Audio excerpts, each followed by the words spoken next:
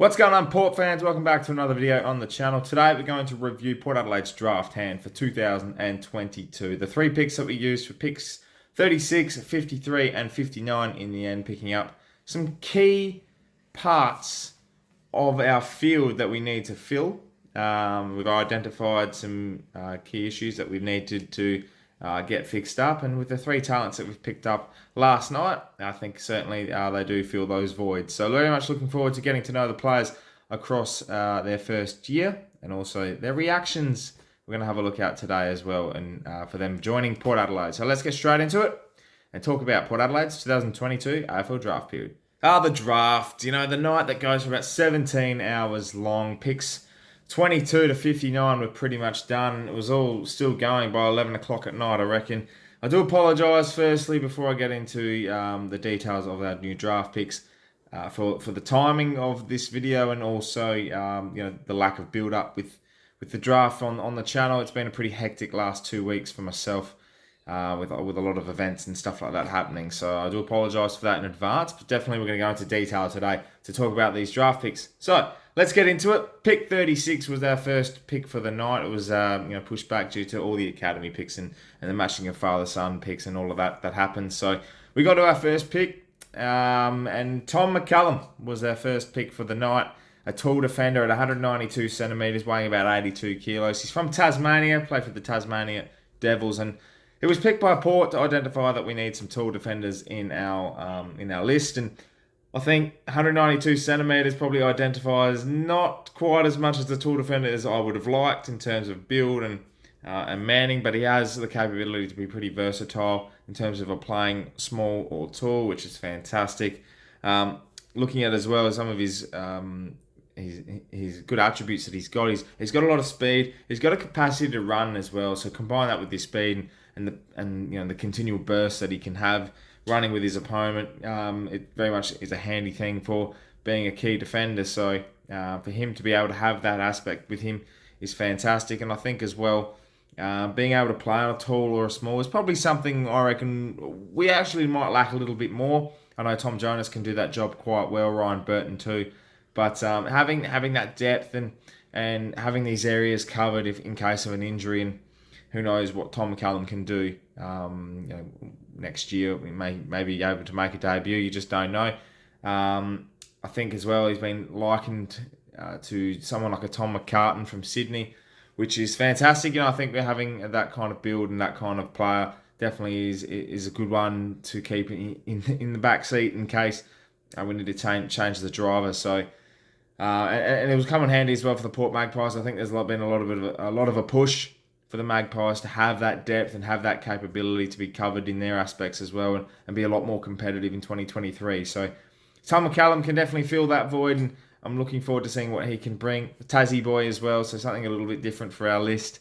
So yeah, very much keen to see what Tom McCallum can produce. Pick 53 was probably the story of the night for me.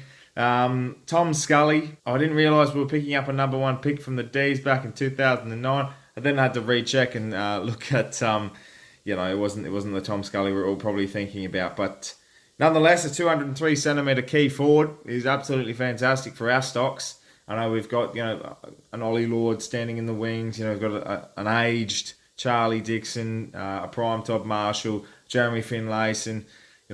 These players that can play up forward, and obviously are standing in our forward line at the moment. But for someone like a 203 centimetre Tom Scully, who kicked apparently like 37 goals in the first 6 weeks of the Under-18 Championships last year. He played for West Adelaide as well. He absolutely dominated in his games that he played in the Sample Under-18 tournament as well. And to have a key forward of that calibre to help out, maybe a bit of ruck work as well, he could develop into an 89 kilo. He definitely has that build. He can add that 5 or 6 kilos to his body and really become a powerful force. And we can see he's got that big calibre, a big bag of goals that he can kick, which is something that we don't exactly have at Port Adelaide. Todd Marshall has been able to kick 4s and 5s, but consistently, I would like to see what else he could do there. So I think Tom Scully has that capability, which is something, as I said, has been identified. A bit of stock for our key forwards. Definitely going to work well when it comes to playing down in the Magpies as well. which is going to help out there. So a lot of depth. Another area identified to be filled, and I'm looking forward to seeing what Tom Scully can produce at Port Adelaide, and his reaction was absolutely beautiful when he was announced to be joining Port Adelaide as well. See what they're doing. Read it out. With pick 53, Port Adelaide have selected Thomas Scully.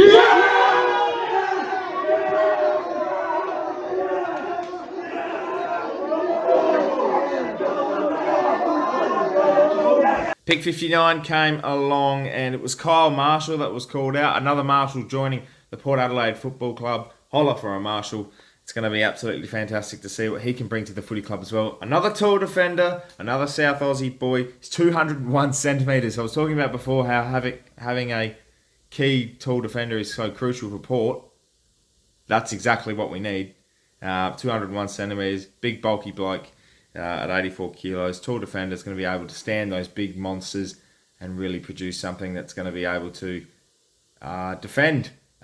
Something other than being quite small in our back line, and we'll have a bit of depth there as well. I think depth has obviously been the main attraction for Port Adelaide when it comes to drafting, and really we can develop these players and bring them into something a lot more than what they were drafted for. So their capabilities are fantastic. He's a vertical jump. He's got a lot of speed for a tall guy as well, which is fantastic. And that's something that's pretty crucial nowadays when it comes to defending and being a tall, athletic player as well, is having that speed, having that vertical leap and long levers he's going to have, jumping up and down in our defensive unit. It's going to be fantastic, and we really, again, will help out the Magpies lineup. And it'd be interesting to see how that works out when it comes to the McCallum, comes to the Marshalls, Mackenzie as well, and how all our structures work out down there. So Tyson Goldzak's going to have an interesting play on his hands when it comes to ways he can invent in his plays to get these players improving in what their craft is. And it's definitely going to be a long process. I think for all three of these draft picks in total, I don't think they're going to have a first-year impact, but I've been surprised before, and we've had a very good run of form when it comes to having late picks in the 50s and 60s making debuts in their first years. So be interesting to see what happens next year, Port fans. But overall, that's our draft hand, and I'm very excited to see how it comes next year with these three key picks. Obviously got the pre-season draft still to come, and obviously plenty more to be looking forward to. When it comes to day one of pre-season for these guys, it's going to be fantastic. So congratulations to all involved, and very well done to the Port Adelaide draft team. Another fantastic year, another fantastic tick of the box. Looking forward to seeing what happens there. Thank you so much for watching this draft review for Port Adelaide. Obviously, the pre-season draft will happen. I'm recording this before that happens, so whoever we pick up in the pre-season draft, congratulations and well done as well. I'm very much keen to see what happens with the draft picks. As I said, it's going to be a very good pre-season. It's already started for the boys, so I'm excited, but holding my nerve because we've still got a couple of things to come before I finish up for the year. The fixture is not far away, and I'm going to do a couple of other things as well before I sign off for the year too, because I feel like I've been lacking in the presence of the channel, so I do apologise for that once again. But thank you for your support, sticking by me in 2022. My name's Anthony, and as always, come up there.